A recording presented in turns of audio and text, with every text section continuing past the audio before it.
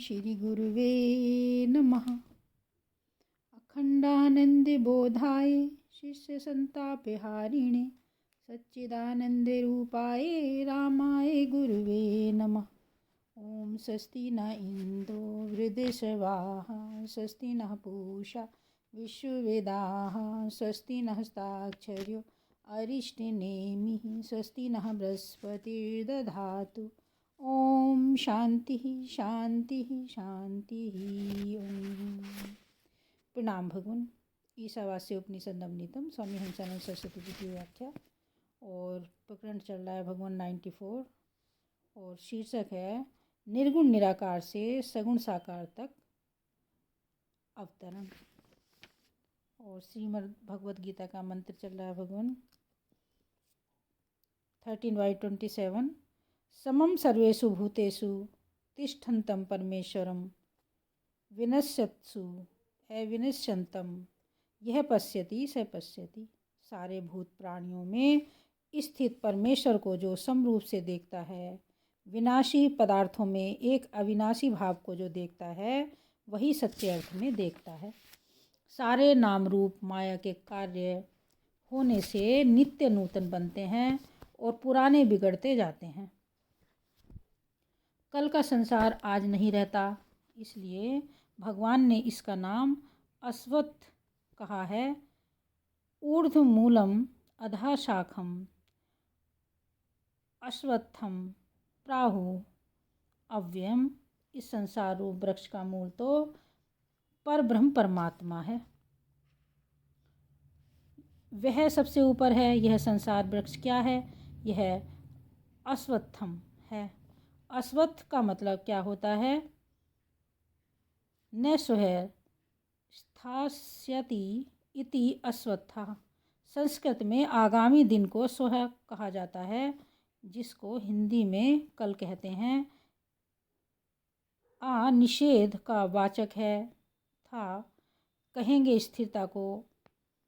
आज का संसार कल तक भी स्थित नहीं रहता। कल माया दूसरा बनाएंगे, अतः उसे अश्वत्थ कहा जाता है। माया को क्या आलस है? ईश्वर के प्रतिबिंब को पाकर 1 मिनट में ही स्वयं चाहे जैसी परिणत हो जाती है, जैसे सिनेमा के फिल्म की रील में सब छायाचित्र पहले से ही खींचे हुए होते हैं। बताओ, प्रकाश उनमें पड़ते ही पर्दे पर उस रील से निकलकर चित्र दिखने में कितने मिनट की देरी लगेगी। उसी तरह माया में संसार के सारे चित्र पहले ही खींचे हुए हैं। माया में संसार के चित्र पहले ही खींचे हुए हैं। परमात्मा का आभास रूप प्रकाश उनमें पड़ा तो नित्य नया संसार फिर चालू। कहा भी है, शून्य भीति पर चित्र रंग नहीं, तन विनु लिखा चितेरे। यह संसार रूपी चित्र कहाँ है? शून्य रूपी भीति पर, अर्थात माया रूपी दीवार पर है। यह संसार कल जैसा आज या आज जैसा कल न रहने वाला होने से उसे अश्वत्थ कहा जाता है। संसार का जो हाल है, वही उस संसार के एक टुकड़े का हमारे शरीर का भी है। शरीर के समूह को ही संसार कहा जाता है। शरीर से कोई भी अधिक चीज संसार में नहीं है। पंच महाभूतों से, माया से संसार भी बना है। तो जैसे कल का संसार आज नहीं रहता, उसी तरह कल जैसा ही दिखने वाला यह हमारा शरीर भी कल वाला नहीं रहता। माया से नूतन बनता है। माया को कोई आलस्य का कारण नहीं। तो यह हमारा एक शरीर अथवा सब शरीरों का समुदाय, यह संसार नित्य नाश को प्राप्त होता है और नया उत्पन्न होता है। आप देखते हैं, जागृत में ये स्थूल शरीर हमको दिखाई पड़ते हैं, स्वप्न में सूक्ष्म रूप से दिखाई पड़ते हैं और सुषुप्ति में तो कोई शरीर दिखाई नहीं पड़ता है। सुषुप्ति भी तो कारण रूप माया ही है। उसमें ही ये जागृत और स्वप्न के चित्र सूक्ष्म रूप से खींचे हुए हैं, वहाँ तो वे दिखाई नहीं पड़ते। किंतु स्वप्न के सूक्ष्म और जागृत के स्थूल शरीर सुषुप्ति में नष्ट हो जाते हैं और उसी सुषुप्ति से फिर निकलते हैं। लेकिन जैसे कल देखे थे वैसे ही आज भी लगते हैं, लेकिन वे कल वाले नहीं हैं। क्योंकि अगर वे कल वाले ही होते तो सुषुप्ति में क्यों नहीं दिखते? हम दृष्टा तो सुषुप्ति में भी रहते हैं, केवल माया रचित शरीर कभी रहते हैं और कभी नहीं रहते हैं। लेकिन देखने वाला चेतनात्मा तो सदा है, सत्य है। हमारा दृष्टा का तो कभी लोप होता ही नहीं, नाश होता नहीं। यदि ये कल वाले शरीर ही सुषुप्ति में रहें और हमने देखे नहीं तो हमारे दृष्टा के दृष्टि का लोप हुआ ऐसा मानना पड़ेगा, मगर वैसा तो कभी होता नहीं। दृष्टा अविनाशी होने से हमारे चेतन आत्मा की ज्ञान दृष्टि का कभी लोप नहीं होता। सुषुप्ति में अगर संसार रहेगा तो क्या हम उसे देखेंगे नहीं? देखने वाले तो हम ही हैं। हम सदा रहते हैं तो उसे अवश्य देखते। माया कहो, माया का कार्य संसार कहो, ये तो संसार के स्थूल सूक्ष्म सारे के सारे पदार्थ हैं।